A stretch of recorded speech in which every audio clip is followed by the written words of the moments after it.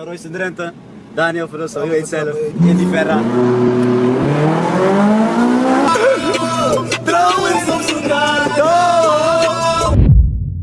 Imagine 2 secondes, t'as 20 ans, t'es élu meilleur joueur de l'Euro Espoir. Le Real Madrid pose 14 millions d'euros sur la table pour faire de toi le successeur du légendaire Roberto Carlos. On te compare déjà à une icône vivante. Et pourtant, 5 ans plus tard, plus aucun club ne veut de toi. Royston Drenthe, c'est l'histoire d'un talent immense, brut, mais c'est surtout une trajectoire qui a fini dans le décor. C'est une vie de fête, des clashs et des blessures mentales jamais cicatrisées. Le mec s'est littéralement pris pour Dieu, pour au final passer du Bernabéu à la 6e division espagnole. C'est peut-être le joueur le plus dingue dont on en a parlé sur cette chaîne, alors installe-toi confortablement, on revient sur la carrière complètement folle de Royston Drenthe. C'est parti. Royston Ricky Drenthe, né le 8 avril 1987 à Rotterdam, dans une famille où le foot coule dans le sang. Il est le neveu d'Edgar Davis et le cousin de Georgino Wijnaldum. Franchement, côté génétique, il est sacrément gâté, mais honnêtement, sur d'autres plans, il n'a pas été chanceux du tout. Son enfance a été très difficile. À seulement 3 ans, son père est assassiné en pleine rue lors d'un règlement de compte entre gangs. Sa mère lui cache la vérité pendant des années en lui parlant d'un accident. Le jour où il découvre la vérité, le choc est total. Drenthe dira lui-même plus tard. Quand tu grandis entouré de mauvaises personnes, tu apprends à survivre. Et souvent, ça veut dire devenir mauvais toi-même. Ce traumatisme, il le portera toute sa vie. Il grandit dans un quartier dur, fait de violences, drogues, de mauvaises fréquentations. Drenthe a suivi les traces de son père et a rejoint un gang. Tout gamin, il traîne autour d'un petit gang local, les Baby Damagers. Il n'était pas vraiment dedans, mais il est déjà très proche de ce monde-là. Malgré tout, Drenthe était extrêmement talentueux et c'est le foot qui va le sortir de ce milieu. Enfin, presque. À 13 ans, le Feyenoord de Rotterdam l'intègre à son centre de formation. C'est là que tout le monde comprend 2 choses. 1. Le gamin est un génie. 2. Le gamin est incontrôlable. Un jour, lors d'un tournoi en Suisse, il pète les plombs parce que ses coéquipiers jouent à la console sans lui. Il s'incruste, saccage la chambre et balance tout par la fenêtre, bousillant les bagnoles garées en bas. Son coach Furax veut le virer, mais son talent est tel que la direction le protège. Mais l'entraîneur ne l'a jamais pardonné. Il va donc le mettre sur le banc le restant de la saison. Il sera prêté 2 saisons à Excelsior pour prendre du temps de jeu. À Feyenoord, Drenthe a évolué en tant qu'ailier gauche et milieu offensif. Mais dans son nouveau club, il jouera arrière gauche. C'est ce poste qui le fera exploser et fera de lui un grand crack. Il était fort, rapide et très technique. Il reviendra à Feyenoord plus mature avec beaucoup d'objectifs. C'est lors de la saison 2005-2006 à tout juste 18 ans qu'il fait ses premiers pas chez les pros. Mais c'est l'année suivante que tout bascule vraiment. Il jouera 26 matchs de Eredivisie en tant qu'un homme clé pour son équipe. Et puis arrivé l'été 2007, l'Euro Espoir à domicile. À seulement 20 ans, Drenthe roule sur la compétition. Il élimine l'Angleterre d'Ashley Young dans un match complètement fou. Victoire au tir au but 14-13 et gagne la finale contre la Serbie 4-1. Il finit meilleur joueur du tournoi devant tout le gratin européen. À ce moment-là, l'Europe entière le veut. Le 14 août 2007, le Real Madrid passe à l'action. Le plus grand club du monde va mettre 14 millions d'euros sur lui. Pour l'époque, c'est une somme colossale, surtout pour un gamin qui n'a qu'une seule saison pro dans les jambes. Le Barça le voulait aussi, mais Royston a choisi la Maison Blanche. Le transfert n'a pas été facile, son club réclamait beaucoup plus. Drenthe va jusqu'à menacer Feyenoord de poursuites judiciaires pour forcer son transfert. Il arrive au Real en même temps que Schneider et Robben. Il arrive pour remplacer Roberto Carlos, parti après 9 saisons légendaires. En face de lui, un certain Marcelo, arrivé 1 an plus tôt. Mais celui qu'on voyait succéder à Carlos, c'était Drenthe. Au début, c'était le rêve.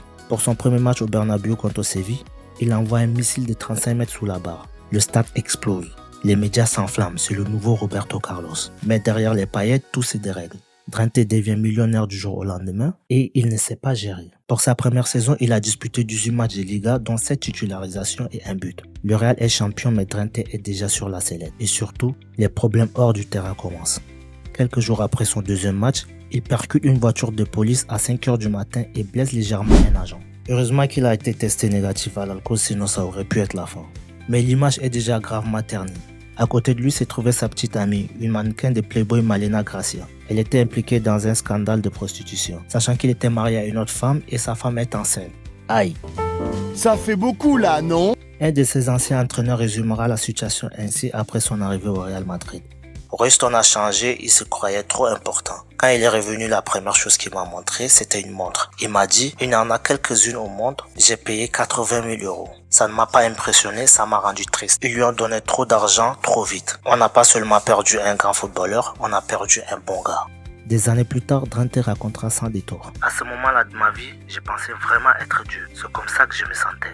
Un jour frustré parce qu'il n'a pas disputé un match important contre Valence, il va péter les plombs à l'entraînement et sortir en plein milieu des exercices. Les problèmes s'enchaînent, les soirées aussi. Il est jeune, célèbre, riche, beau gosse et il vit à Madrid. Une ville remplie de boîtes de nuit. La tentation de malade, les gars. Il était très proche de Robinho, un autre fouteur de troubles. Un fêtard dont le sous-sol est carrément transformé en discothèque. C'est Trent lui-même qui l'a dit. Retard à l'entraînement, attitude des stars, tous les médias parlent de lui, les supporters perdent patience. Ça fait 3 ans qu'il est au club, il ne s'est toujours pas adapté. Et vous savez très bien qu'au Real, on n'a pas le temps. Le 25 janvier 2009, le Real affronte Deportivo La Coruña à domicile. Trent rentre à la 70e minute et il se fait copieusement siffler par le Bernabéu. Il fond en larmes et demande à être écarté pendant 3 matchs. Finalement, il sera écarté plus de 10 matchs. Anxiété, pression, le mental qui craque. Il avait du mal à digérer, donc il va sombrer dans la dépression. Il va multiplier les sorties le soir, il va boire plus que d'habitude. Deuxième saison, 28 matchs, 0 but. Troisième saison, 11 matchs, 1 but. Un flop total. Le trogisme. Oh là là. Oh. Il a rien apporté. Putain. En 2010, Mourinho arrive et lui dit « Cash, tu ne fais pas partie de mes plans ». Il est donc prêté à Alicante. Ça commence bien, il s'impose facilement comme titulaire, il marque même contre le Barça. Il a même retrouvé la sélection néerlandaise contre la Turquie en novembre. Il est de retour. Il est de retour. Il est de retour. Mais le club ne pouvait plus payer les salaires. Trent, lui qui considère le football comme un métier, part en grève. Ouais, il refuse de s'entraîner. Les supporters déçus de son comportement taxent sa maison. Mercenaire. Le mec est allé jusqu'à avoir des altercations avec Lionel Messi, un joueur considéré par beaucoup comme l'un des moins problématiques. Il l'accuse publiquement de racisme après un clash verbal, une accusation très contestée d'ailleurs. Lionel Messi. Yeah. You had an incident with Messi. Listen, Argentinian players, they have like, they're used to use the nigger word like on moments when it's not acceptable, you understand? But that game, he was like, ¿qué pasa, negro? And I was like, bro, you again? You know, so that's what happened that game, you know. Bref, ça finit mal à Alicante. Il va être mis de côté les 5 derniers matchs disputés par le club. Le club finira d'ailleurs par être relégué en Ligue 2. Il quitte le club, direction Everton en prêt. Ce qui est pas mal du tout pour le joueur. Un gros club de Premier League avec beaucoup d'ambition. Pour un joueur aussi explosif comme Trent, c'était le club parfait. Un but, 5 passes décisives en 7 matchs. Mais encore une fois, les retards, les tensions. Il ne peut juste pas s'empêcher de faire la fête. Un jour, il va y avoir un clash avec son entraîneur, David Moyes. Ils vont jusqu'à se dire F-off mutuellement. Tim Howard dira plus tard « C'était le pire bad boy qu'on ait jamais eu ». En 2012, son contrat avec le Real Madrid se termine. Et là, silence radio. Plus personne ne veut vraiment de Trent. C'était la fin pour lui au top niveau. Et dire que 5 ans en arrière, tous les grands clubs du monde le voulaient. La suite, c'est une descente sans frein. Il ira en Russie à Aliana Vladikavkaz, où il ne disputera que 6 matchs. C'est là-bas qu'il aura la fameuse vidéo virale, bière au volant d'une Ferrari. Il n'avait que 26 ans, je rappelle. Il n'était pas en fin de carrière. Il va repartir en Angleterre où il évoluera à Reading et à Sheffield Wednesday. Ensuite, direction Turquie et Émirats Arabes Unis. Salaire impayé, encore des conflits. À 29 ans, il annonce sa retraite. J'ai arrêté parce que je n'étais pas content. J'étais déçu. Le football professionnel me rendait triste. Il tente le rap, un peu de cinéma, mais même là, il floppe. Puis il décide encore une fois de rechausser les crampons et repart à la maison. Il signe à Sparta Rotterdam, club de 2e division récemment monté en Eredivisie. Mais il ne sera pas conservé. Il coûte très cher au club dont il décide de se séparer de lui. Puis il évoluera en D3 néerlandaise, D4 et D6 espagnol. En 2019, Trent travaille dans le secteur médical, comme un aide-soignant auprès des personnes atteintes de démence ou d'Alzheimer, un métier qu'il a choisi en pensant à sa mère et à sa tante.